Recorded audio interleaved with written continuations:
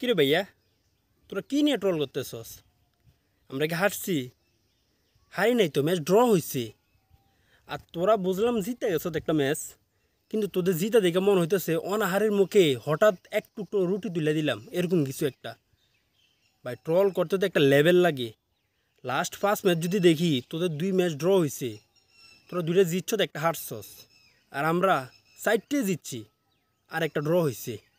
তোদেরকেও এর ভিতরে একটা 4 গোলে হারাইছি, মনে আছে? ভুললে তো হইব না ভাইয়া। 4 আলি, সরি 1 আলি, ওই যে আইয়া পরে আর কি জোশের ঠেলা 4 আলি। কিন্তু তোরা ট্রল যে করতেছস, লেভেল তো আইতে হবে ভাই, লেভেলে তো নাই।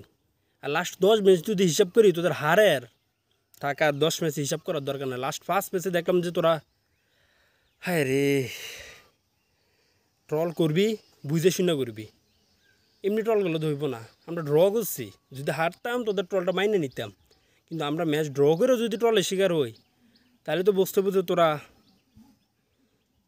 লেভেলে আয় ব্রো, লেভেলে এসে ঝগড়া কর, তারপর বুঝবি যে তোদের হ্যাডাম আছে। এমনি যদি আমরা ম্যাচ ড্র হওয়ার পরও যদি তোরা ট্রল করস, তাহলে তো বুঝবো তোরা ফুটবল খেলাই বুঝোস না। এটাই মনে হইতেছে, তোরা ফুটবল খেলাই বুঝোস না। যদি ফুটবল খেলাই বুঝতি, তাহলে ট্রল করতি না।